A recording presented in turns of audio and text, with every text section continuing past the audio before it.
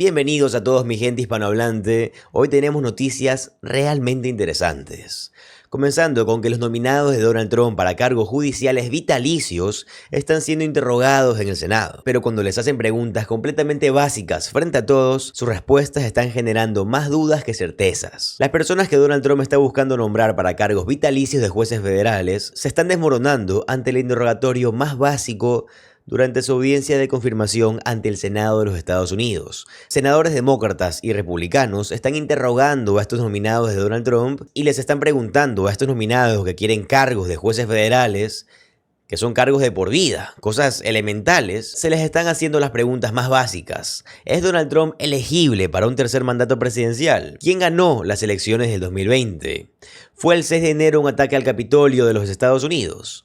¿Qué poderes tiene el Congreso según el artículo 1 con respecto a que el presidente de los Estados Unidos vaya a la guerra? Cuando se les hacen estas preguntas a estos nominados judiciales, estos nominados simplemente se están colapsando en televisión en vivo. Lo que pasa es que la gente no está viendo esto realmente en ningún otro. Así que corramos la voz y mostremos a todos lo que está ocurriendo en estas audiencias de confirmación de individuos lamentablemente poco calificados. Echemos un vistazo a lo que sucedió en el Senado cuando el senador demócrata Coons estaba interrogando a los nominados judiciales de Donald Trump para diferentes cargos de jueces federales en todo el país para puestos tribunales de distrito. Observen cómo les preguntan si Donald Trump puede postularse para un tercer mandato. Miren, por favor. Mr. Mark, if I might, just tell me about the 22nd Amendment. What does it provide? The 22nd Amendment, Senator, my career has mostly been in criminal prosecution. I haven't had an opportunity to use that one specifically. Anyone able to help on the 22nd Amendment to the United States Constitution? Well, Senator, I believe it is the amendment that deals with the two-term limitation on Correct. the service It of the states president. no person shall be elected to the office of the president more than twice. Mr. Mark, is President Trump eligible to run for president again in 2028? Senator, without considering all the facts and looking at everything, depending on what the situation is, this to me strikes as more of a hypothetical of something that could be. It's not a raised. hypothetical. Has President Trump been elected president twice? President Trump has been certified the president of the United States 2 times. Is he eligible to run for a third term under our Constitution? I would have to review the All I need to actual tell wording you of is it. the language of the constitutional amendment that makes it clear that no, he is not eligible to run for a third term. Anybody else brave enough to say that the Constitution of the United States prevents President Trump from seeking a third term? Anybody willing to apply the Constitution by its plain language in the 22nd Amendment? Nobody. All right, Luego, el senador Blumenthal interroga a estos individuos que Donald Trump quiere nombrar para judicaturas federales. ¿Quién ganó las elecciones del 2020? Miren, por favor, este clip. Who won the 2020 election? Senator, I wanted to be mindful of the canons here. I know this question has come up many times in these hearings, and it's become an issue of significant political dispute and debate. So with that, I'd say that that President Biden was certified the winner of the 2020 election. He won the election. Is that your response? Senator, I think my response is he was certified as the winner by counting the electoral. So you're unwilling to say he won the election. How about you, Mr. Roberts? I'm sorry, Senator. I'm sorry, Mr. Jones. I apologize, Senator. I have this same answer as my colleague, Senator. Same answer as the previous one. The previous nominee. The Senate did. Mr. Coons, how about you? Thank you, Senator. And I have the same answer as Mr. Same Hendershot. answer. Unwilling to say that Joe Biden won the election, correct? As Mr. Hendershot said, it has become a matter of political concern, and Joe Biden. Well, it's a matter of certified the political winner. concern, but it's also an issue of fact. Is it not? Joe Biden was, in fact, certified the winner of the 2020 election. Mr. Mark?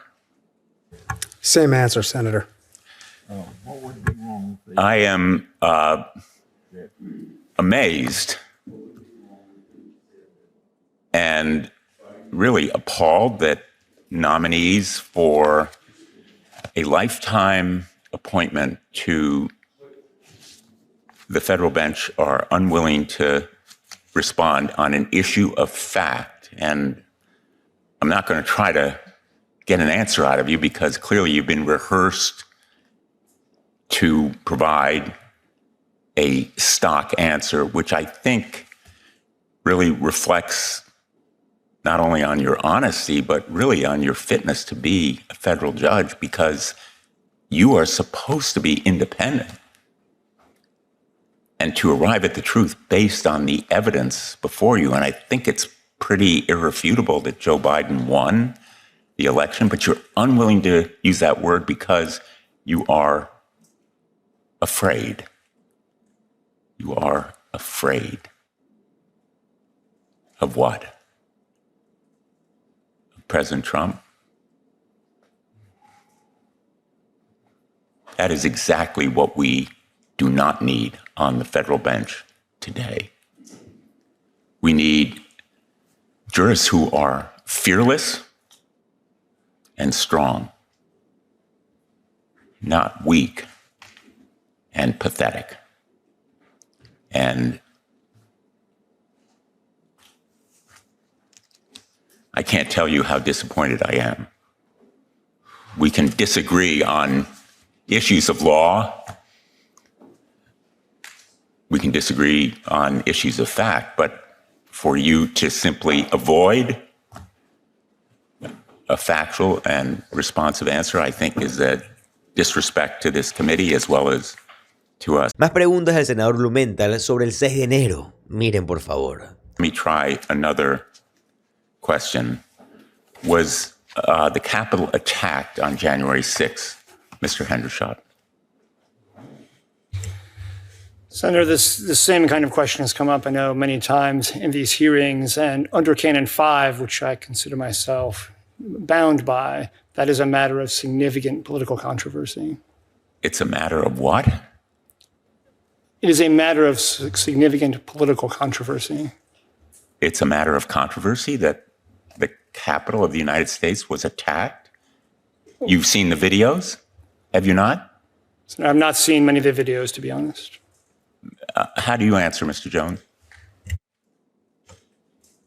Senator, I also believe it is a matter of significant political controversy, and there's also a possibility that there could be litigation still over those events that could appear before me. And as a nominee, I don't believe the canons would allow me to comment on. Well, I'm as troubled by that response as I am by Mr. Hendershot's, because there's zero chance that it will be before your court if there is any litigation. Mr. Kuhn, how do you answer? Chair Grassley, may I? You answer the same? I was asking the chair if I could answer.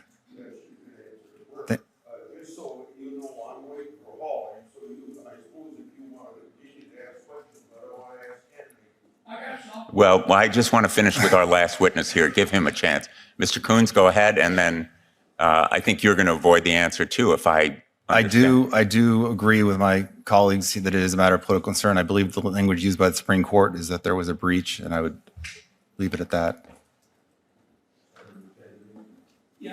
I didn't get to. Incluso el senador republicano MAGA de Luisiana, el senador Kennedy, estaba horrorizado por las respuestas que estaban recibiendo de estos jueces. Observen cómo el senador Kennedy, repito, MAGA, republicano de Luisiana, le pregunta a uno de estos jueces sobre los poderes de guerra, especialmente ahora que Donald Trump de forma unilateral con Benjamin Netanyahu está en esta guerra ilegal en Irán. ¿Y qué poderes tiene el Senado? ¿Qué poderes tiene el Congreso aquí? Miren, por favor. When does the president have to get permission of the United States Congress to use military force? Well, Senator Kennedy, as I was discussing with Ranking Member Durbin, I do want to be careful about hypotheticals in terms of prejudging. It's not a hypothetical. I'm asking what the Constitution says. When does the President of the United States have to get permission from Congress to use military force? Generally, Senator, my understanding is the divisions between Article 1 and Article 2 distinguish between the war powers, which are under Article 1 and require congressional consent. Again, talking in great generalities. whereas other use of force, if I understand your question, are things that are likely committed under Article 2 to the president's commander-in-chief powers. I have no idea what you just said, Mr. Hendershot. Let's try it again. Tell me when the president has to go to Congress to get permission to use military force.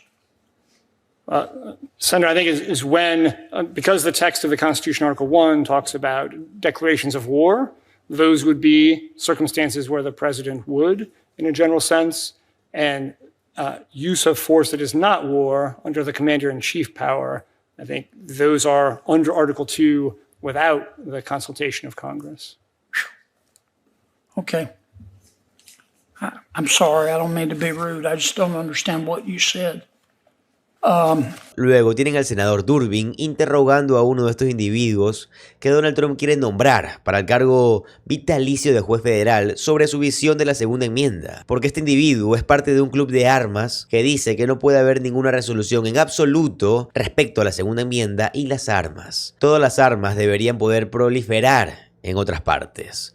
Observen la respuesta de este individuo a quien Donald Trump quiere que se lo nombre como juez federal de por vida. Miren, por favor. Do you share the gun owners of America view that the Second Amendment renders all gun laws unconstitutional? Senator, respectfully, I think if I were to answer that question, it could involve both a political question and something that could come before. But here's where we start, Mr. Jones. You voluntarily joined this organization with radical views. And now that is part of your biography before this committee. If you want to make it clear that you now have changed your views or explain why you joined the organization, here's your chance. But to duck it and say, I don't have to comment on this, is to leave us with the conclusion you agree with them.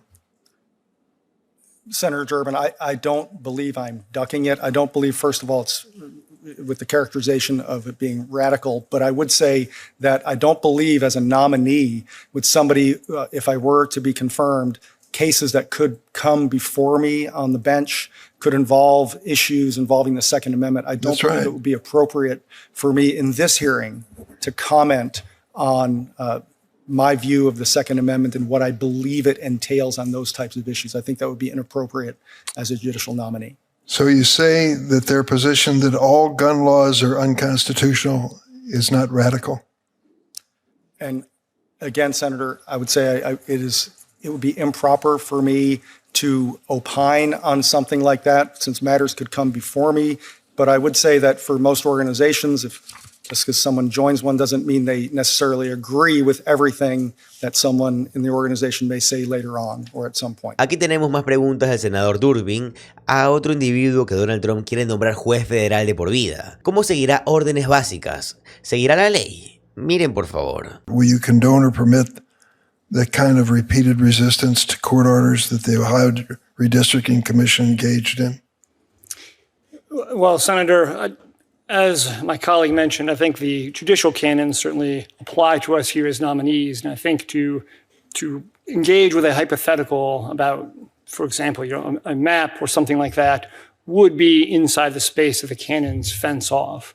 So I'm happy to talk about my role. You believe it's arguable as to whether or not a party is bound by a court order?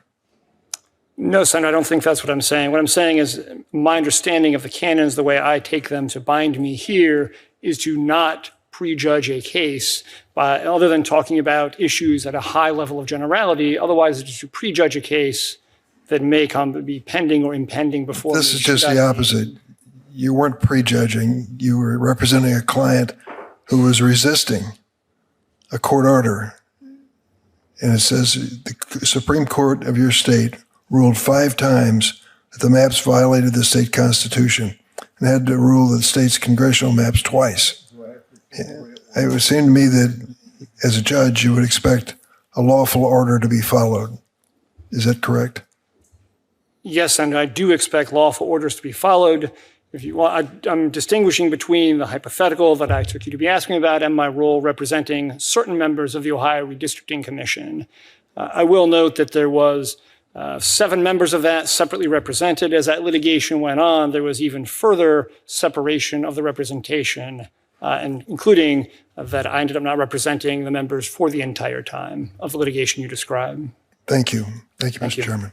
Senator Kennedy. Ahora, les mostraré que esto no es exclusivo de esta audiencia del 15 de abril. Así que hace apenas, ¿qué será? 2, 3, hasta 4 semanas, durante audiencias de confirmación del Senado, un individuo a quien Donald Trump quería nombrar para el Tribunal de Apelaciones del Octavo Circuito, es decir, el Tribunal de Circuito, un trampolín hacia el Tribunal Supremo de los Estados Unidos. Los tribunales de circuito están por encima de los tribunales de distrito y Donald Trump quiere que este tipo fascista, extremista de derecha radical, joven y muy poco cualificado, en mi opinión al menos, un tipo llamado Justin Smith, sea juez en el Tribunal de Apelaciones del Octavo Circuito. Este tipo no debería estar cerca de un juzgado federal, mucho menos estar en el Octavo Distrito. Este tipo no debería estar ni de cerca de un juzgado federal, mucho menos estar en el Octavo Circuito. Observen cómo el senador Peter Welch lo interroga y verán que son el mismo tipo de respuestas. Miren, por favor.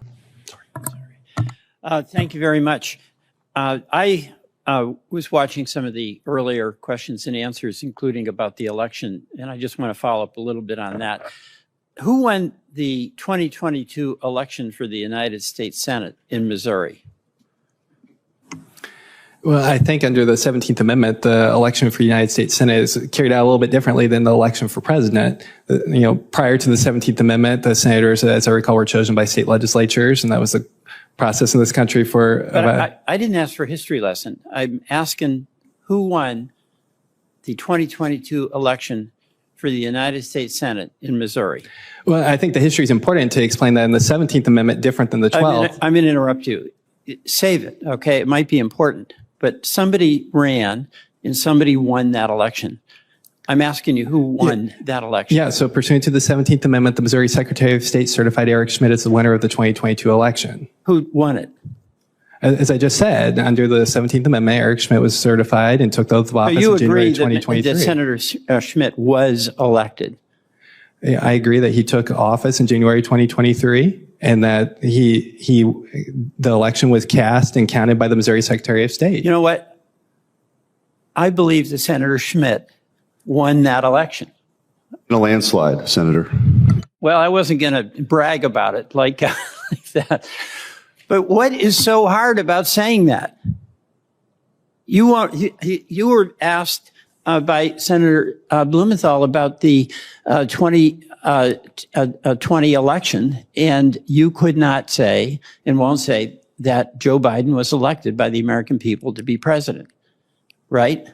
I think my answers have been consistent with other answers this committee has heard. That as a legal matter. Okay, they're consistent with what every nominee has said in the rehearsed way, but you do understand that President Trump continues to deny that he lost that election and continues to assert that that election was stolen, correct? Yeah, I want to dispute that you say these were rehearsed or canned answers. These are my answers. These are the legally correct answers. Okay, so you are aware that President Trump continues to assert that he won the 2020 election? I'm aware that President Trump has a lot of views on the 2020 election.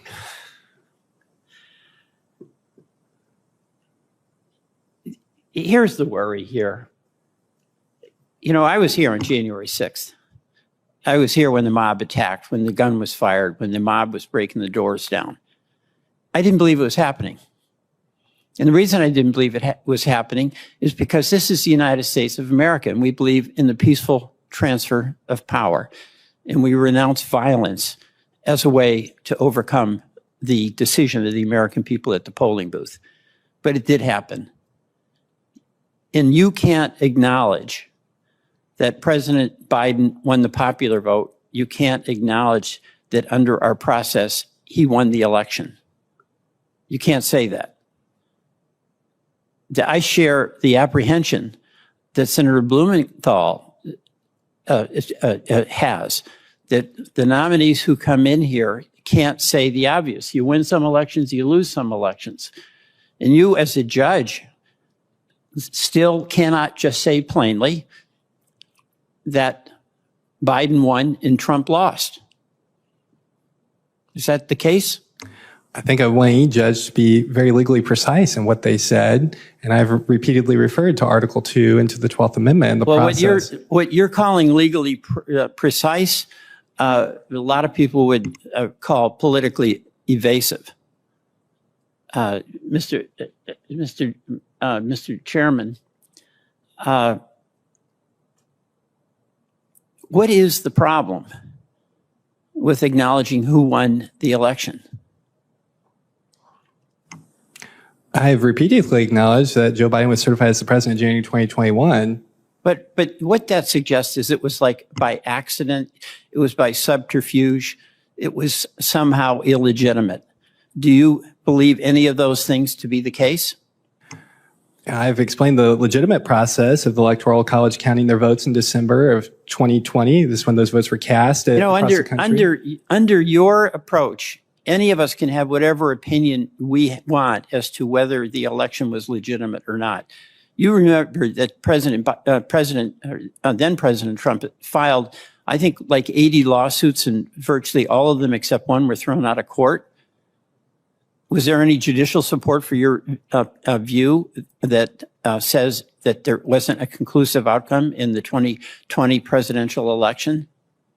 I think the view that I've shared here today is that there was a certification process that resulted in Joe Biden being president. Thank you. I yield back. Y de nuevo, solo para que vean, esto ocurre con cada nominado judicial que comparece ante el Senado. Hace lo mismo. Solo les recordaré, y ya les mostré en este video, esto es de septiembre del 2025, donde hubo una persona llamada Jennifer Mascott, a quien Donald Trump nombró para el Tribunal de Apelaciones del Tercer Circuito. Observen cómo el senador Welch y otros le hacen una pregunta muy básica de nuevo: ¿quién ganó la elección del 2020? Miren el clip, por favor. Who won the 2020 election? Senator, President Biden was certified the winner of the 2020 who won? election. Well, Senator, President Biden was certified the winner of the 2020 Did he election. win the election, or did it just accidentally get certified? Senator, I've answered that question. He was certified the winner of the election. ¿Y qué hay de los aranceles? Miren el clip, por favor. If Congress has the authority to impose tariffs, and that is a constitutional responsibility and right we have, is that correct? Yes, Congress has legislative responsibility for So does the taxing, executive yes. have the legal authority to impose a tariff because the executive doesn't like what the judicial process is doing in a country like Brazil? Senator, the question of tariffs is actively before I'm the not courts. asking just about the tariffs. I'm asking, is there constitutional authority for an executive to decide to use the tool of a tariff because he disrespects and dislikes a judicial policy in another country? Senator, my understanding of the legal basis for the tariffs is statutes that this body enacted with broad discretionary language, and tariffs within the terms of those statutes would, of course, be lawful. Bueno, ahí lo tienen, amigos. Yo creo que estos clips hablan por sí solos. Estas son personas a las que Donald Trump quiere nombrar de por vida para judicaturas federales. Esto no debería de ser un tema político. Pero amigos, de una vez por todas, tenemos que abrir los ojos a lo que está sucediendo. Esto es lo que debería de estar en las portadas de las noticias. Este tipo de noticias deberían de ser las que salgan en televisión, pero lastimosamente sabemos que nunca lo van a hacer. Pero bueno, amigos, de todo corazón espero que este video les haya gustado. Si fue así, por favor, háganmelo saber en los comentarios. Recuerden que si les gusta el contenido de política estadounidense, les gusta saber qué está pasando en el país, les va a encantar suscribirse al canal, ya que subo videos como estos todos los días. Mi nombre es José Alvarado, soy economista y estoy comprometido con informarlos diariamente. Nos vemos en el siguiente video. Adiós.